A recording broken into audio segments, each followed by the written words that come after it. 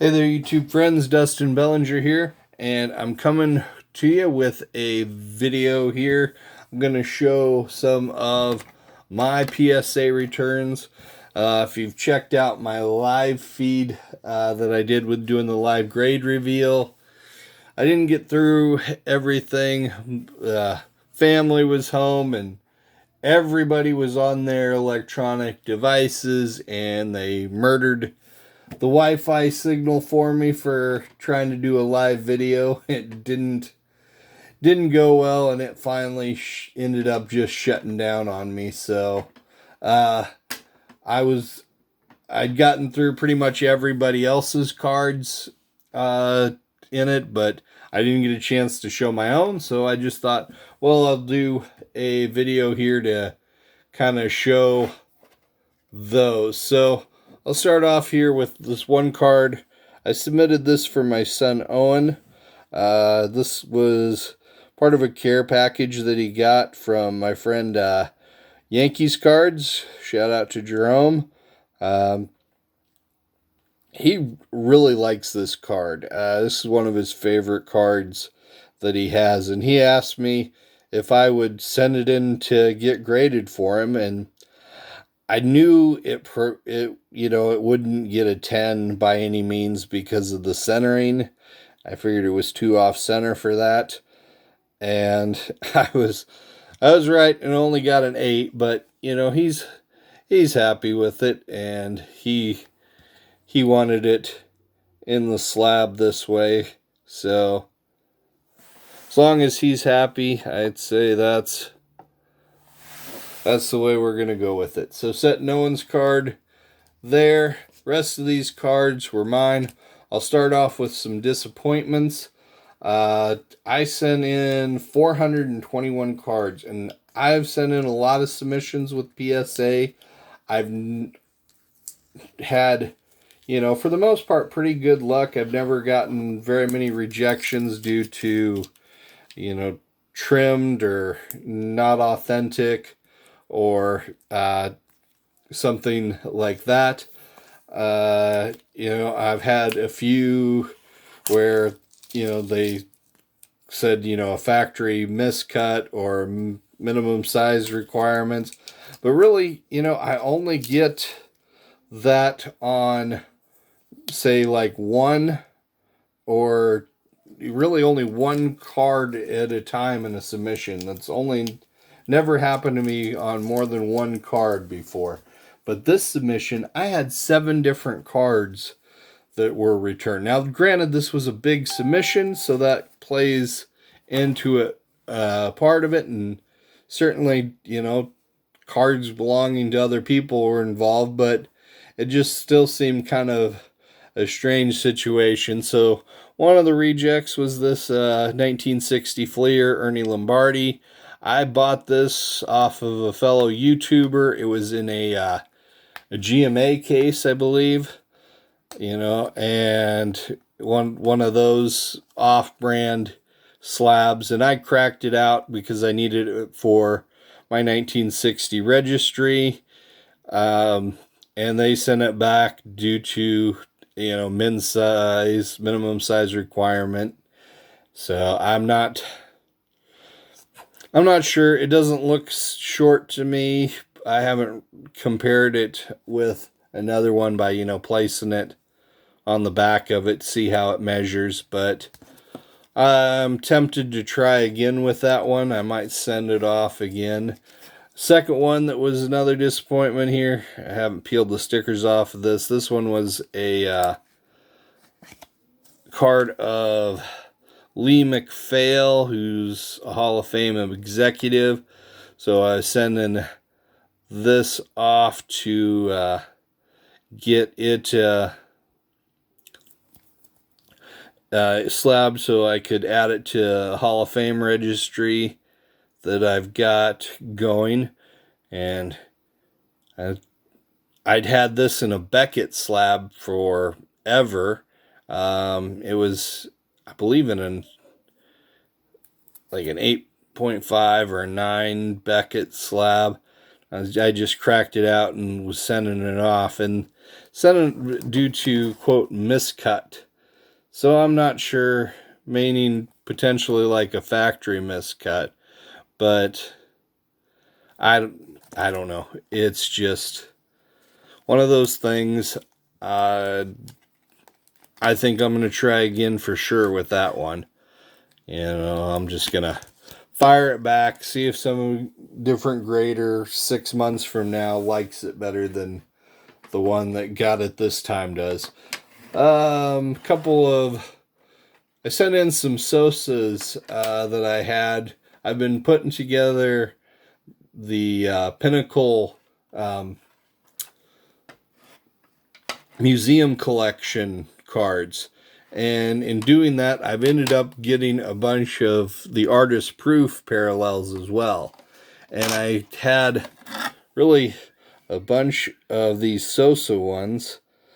And I just thought, I'd kind of like to send those in. And they weren't quite perfect. They all got a little bit of edge chipping on the back. So I knew that they would get dinged a little bit on the grading process, but I just think these are really cool and just something. I had several raw copies of these, but I thought, hey, just get a run of these slab. This is probably one of my favorite ones of those. This is a 96 as well. This was the subset in there, the naturals. And then here's another one from a different subset in that 96 Pinnacle set. It was the Home Hardball Heroes, and definitely some very cool shine. That one did get a 9, so that one did the best of them. So those were those. Sent in some things for my Clemente registry that I've been working on. I've got a lot, pretty much most of his major cards from Topps. So it's tracking down the expensive regionals and some, short test issue things, and then lots of some of the minor cards, team cards and multiplayer cards and things like that I still have left to add. So here's the 1960 Pirates team card. Got a 5, despite the really tough centering top to bottom. 1966. This one, there's 2 variations. There's one with this dot and one without that dot. And the one without the dot is much more difficult, I believe. This one got a 5 as well. 1967 team card. Some rough printing gunk marks there. A little rough on some of the edges, but got a 4. Cross off this next spot in the registry. And 1973 Topps.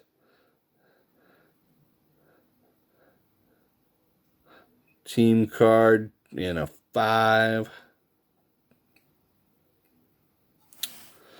There's that one. This one, this is kind of an expensive card to get. Got Clemente, Aaron, and Mays all together on one card. This card runs kind of pricey. I ended up finally picking up one raw for a price that I didn't mind paying so much. Only got a 3, of course, but even ones of that card, graded ones, can run you a little bit of money. And here we go. This one's a nice one here. 1970 Kellogg's Roberto Clemente. tried to track down one of these cards for quite a while. I bought one that was, in poor condition one time, and had planned that I might be able to send that one in, but right around the time we got close to the submission, I ended up finding this one and kind of got it for a really good price for a raw card. These his 1970 and his 71 Kellogg's cards both, are pretty pricey cards. So definitely aren't as cheap as a lot of his standard top stuff. So anyway, this one got a 5, which pretty darn happy with, because I thought that I might end up getting, if I'd sent in the other one that I'd purchased, it would have been a 1 for sure. So to get something better than that, I'm quite pleased with. Then a few other Hall of Famers and things, just kind of check off some spots in my Hall of Fame registry, was kind of what this submission ended up being about, at least this part of it. 1990 Leaf Larry Walker. When Walker got into the Hall of Fame, I realized, crud, I didn't have any slabbed PSA cards of him for the registry once he got added to the Hall of Fame registry.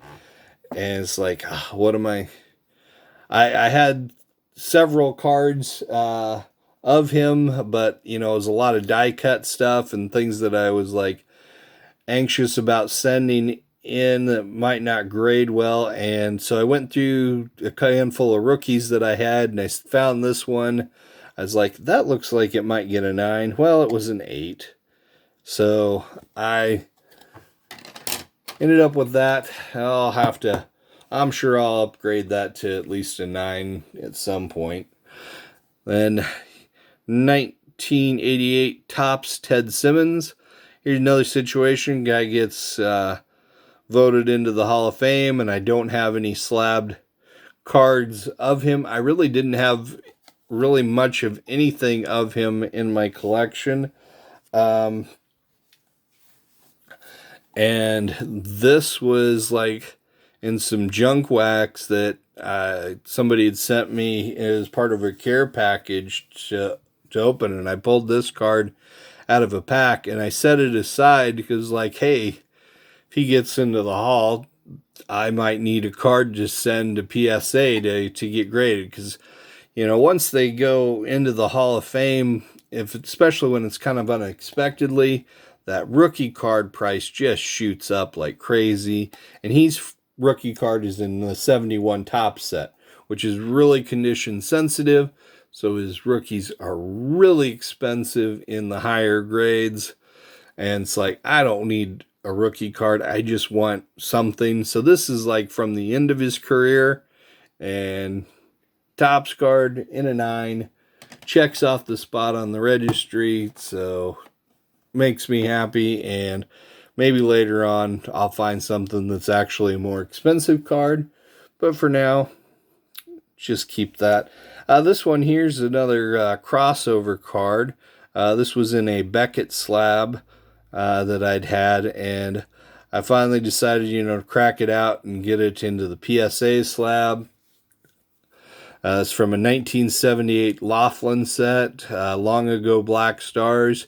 He did a set in 1974 that was Old Time Black Stars. When he did the 78 set, he'd used most of the top players from the Negro Leagues were in his 74 set. So the 78 set was a lot shorter on star players and Hall of Famers for sure. But I did, but Day's one of them that was in there, and I'd picked it up, and this was in a Beckett 8 slab, I believe, as well. And I cracked it out, and it got an 8, which is tied for the highest grade that they've ever given for this card. There is a 9, but it has a qualifier, so really it's only a 7. But there's everything, all the highest actual true grades are 8s on this card. So tied for, highest graded copy, which for 1978, that's nothing to sneeze at. 1957, Sandy Koufax. I bought this card from Card Dreamer. He was having a live card auction on his channel one night, trying to raise money for charity, and I definitely wanted to kind of help out, and he had this card, and it was in a GMA slab.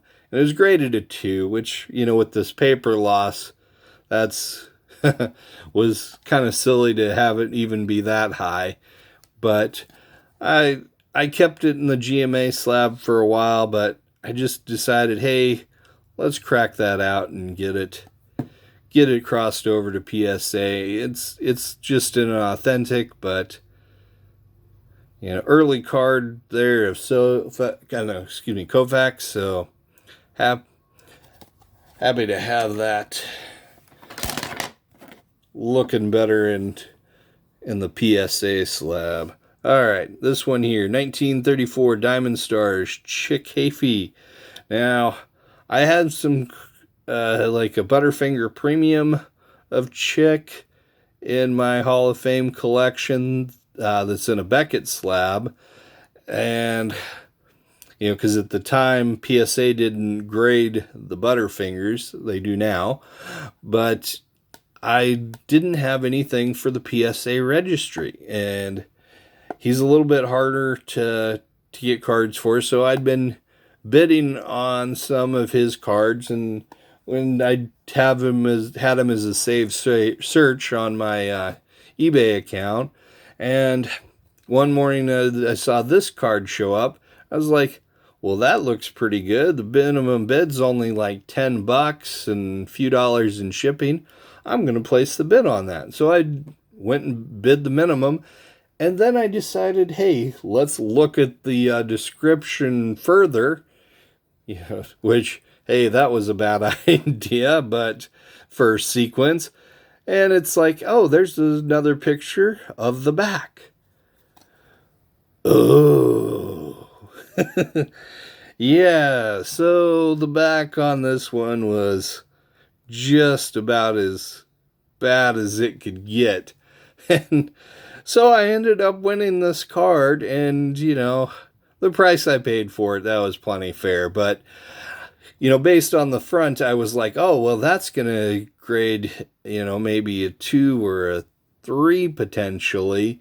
And then it's definitely 1, and I'm getting the mark qualifier as well. So that was a little bit of a rough one. Check the listing out before you place your bids, people. Don't be dumb, because I am. But I decided to grit my teeth, and I'd send this one off anyway. It fills that spot in the registry. There's that. Here is another crossover to fill a registry spot. I had a couple of Dave Bancroft cards. One's in an SGC holder. This other one here was in the Beckett slab. Beckett slabs are ugly as hell. So I decided, well, that's the one I'll crack out, and I'll send off to PSA. Crossed over, got the one just like it was in the Beckett slab due to really rough back, paper loss. Very presentable front. It's another Hall of Famer added to the PSA registry. Then this one here, T205 of Mordecai Three Finger Brown. This was another one. I got it in a Beckett slab and decided it was time to crack it out, send it off to PSA so I could get it added to the registry. Prices on some of the vintage Hall of Famers have started to go up since I acquired this. I was checking some prices. I ended up getting it for about, I want to say, somewhere in the neighborhood of $50, and these are going for, up around 75 right now. So that's a pretty good increase, percentage wise. And then here we are. This one, this was as rough a card as I submitted. 1912 C46. These were a Canadian issue for International League players. And Joe Kelly, he was a Hall of Fame Major League player. And after his career, he spent a lot of time as a manager in the International League. His T206 card, he's in that set, actually, shows him as part of the Toronto team. And he's holding a bat, which kind of makes it look like he was a player, but he was actually, exclusively a manager at that time. Although I think he did kind of make cameo appearances sometimes in games just as well. But, and the International League was basically a minor league at that point. So, yeah, this doesn't necessarily count as far as my grand centerpiece collection, which is Hall of Famers with cards issued from their playing days. But this is about as close as I was going to get, either this or his T206 card. There is some other stuff out there that, maybe at some point I might get, but this was a pretty nice placeholder here. It was in rough spot, but they did slab it. I was a little concerned maybe they'd send it back and say they couldn't holder this one, but that one they slabbed. It's like these others, they didn't. But anyway, just an authentic as well. But anyway, now then the last one here. I know I've been rambling on for a while. 1909 Colgan's Chip, Stars of the Diamond, Home Run Baker. This actually is considered a rookie card of Home Run Baker. I've had this in a Beckett slab for several years, and just finally decided, I didn't have anything that was a PSA slab of Baker, from his playing days, so I wanted to get that added to the registry, and anytime I can do it by cracking out a Beckett slab, I'm going to do it. SGC ones, for the most part, I tend to leave them alone. They look so much nicer, but Beckett slabs, I've got no qualms about cracking those out and just getting them into the PSA slabs. They look better. It's less bulky. There's just no good reason not to. So 1909 Colgan's Chip, Home Run Baker, rookie card, PSA 1. It was actually a 2 in the Beckett slab, but it was overgraded. I mean, really, look at the creases on that going right through his head there. Having that be a 2 was not accurate. So accurately graded a 1. Anyway, there we go. I've been going on for way too long than anybody's going to want to watch. I hope you've all been well. I hope to interact more with you guys lately. Life has just been a zoo for me. But I will talk to you all later. Take care now. Bye.